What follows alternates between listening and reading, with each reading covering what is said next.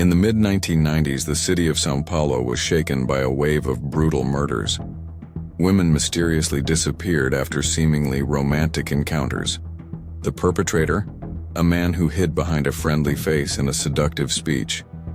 Today we're going to delve into the mind and crimes of Francisco de Assis Pereira, the feared Park Maniac. Before we begin, subscribe to the channel, hit the bell icon, and prepare for a disturbing, real, and shockingly calculated story. Francisco de Assis Pereira was born in 1968 in São Paulo. From an early age, he showed strange behavior. Reports from his childhood indicate traits of obsession and emotional distortion.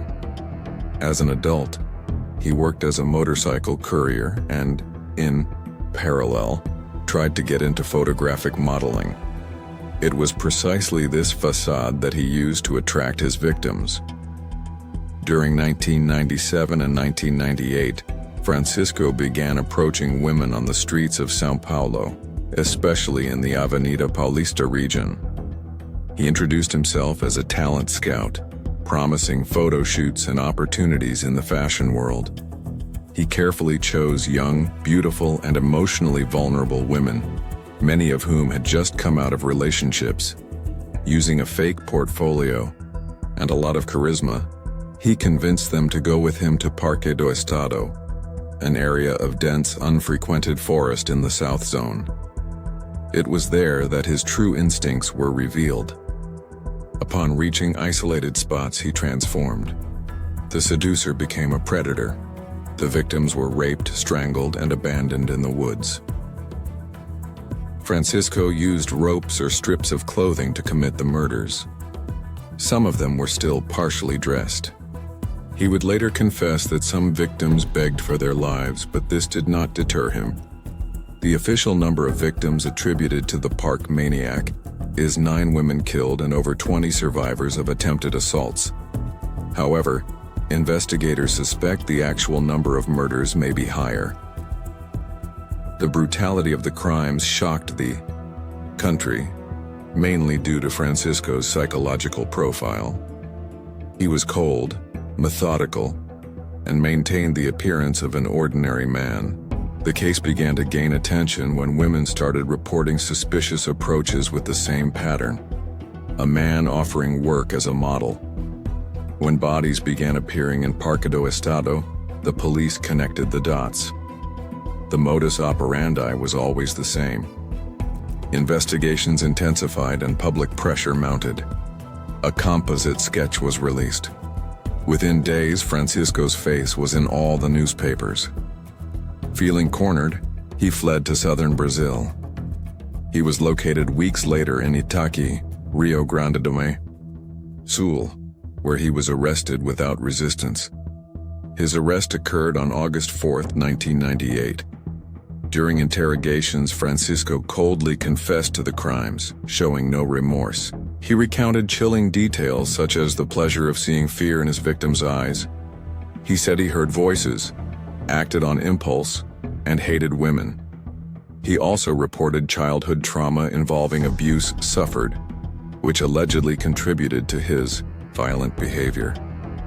Public opinion was divided between seeing him as a cold psychopath or as a mentally ill person.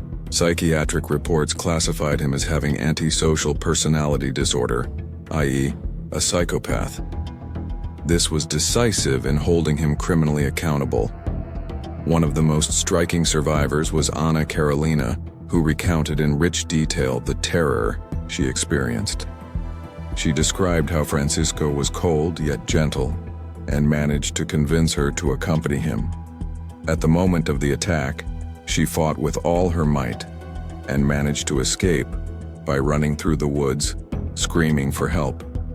Her testimony was essential in helping the police profile the attacker. Francisco was sentenced to 280 years in prison for homicide, rape, and violent, indecent assault, one of the longest sentences applied until then.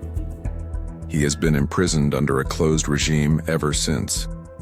There is no previso of release, and the case continues to be studied by criminologists as one of the most emblematic in Brazilian criminal history.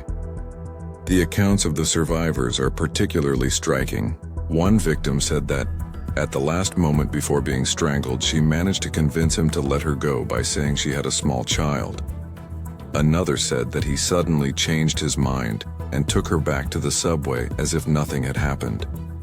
These testimonies reveal unpredictable and even more frightening behavior. Other women who escaped reported the same approach pattern. A well-dressed, calm, and seemingly polite man offering a modeling job opportunity.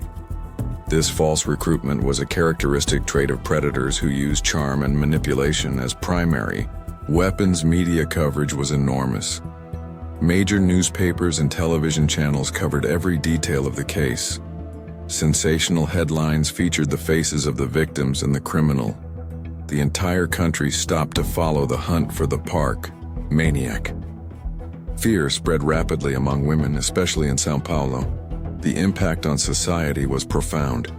Women began to distrust approaches on the streets, especially from strangers offering jobs. Modeling agencies and even famous brands had to reinforce security policies and information dissemination to prevent new predators. The case also highlighted failures in protecting women and access to information. Many victims had nowhere to turn or felt ashamed to report the approach. The press, in turn, played a decisive role both in resolving the case and in its sensationalist exploitation, publishing graphic details and photos of the victims. Today, more than 2 decades later, Francisco remains a dark figure in the country's collective memory, a symbol of the danger that can hide beneath an ordinary appearance. His story serves as a warning about manipulation, blind trust, and the dark side of the human mind. The psychological analysis of Francisco de Assis Pereira revealed an extremely disturbing profile. According to forensic psychiatric reports conducted after his arrest, he suffered from antisocial personality disorder, with deep psychopathic traits. Experts pointed out that Francisco was incapable of feeling guilt or empathy. In his accounts, he described the murders with clinical coldness, as if he were recounting something routine. He showed no remorse, but rather a constant attempt to justify his actions, shifting blame to the victims or to past traumas. During interviews with forensic psychologists, he proved to be manipulative, trying to control the narrative. He said, he acted under the influence of an inner voice that guided him in moments of violence. Some specialists interpreted this not as true hallucination, but as a way of minimizing his responsibility. Strong narcissism was also identified. Francisco believed he was special, superior to other people, and took pleasure in deceiving and controlling his victims. His ability to seduce, lie, and maintain a calm and friendly appearance was part of his predatory mechanism. He knew exactly what to say, how to behave, and when to act. A common trait in criminals with psychopathic traits. His history also showed signs of childhood trauma, including abuse and rejection. Although it is not certain to what extent this contributed to his homicidal behavior, the fact is that over the years he developed an absolute disregard for the lives of others and a perverse pleasure in the victim's suffering. This coldness and emotional control made him an even more dangerous criminal. His ability to feign empathy and pretend normalcy deceived not only his victims but also close people, colleagues, and even family members. Many said they would never have imagined he was capable of such brutality. The expert's conclusion was clear. Francisco de Assis Pereira was fully capable of understanding the criminal nature of his actions. He was not insane in the legal sense. He was, in fact, a conscious, calculating, and ruthless predator.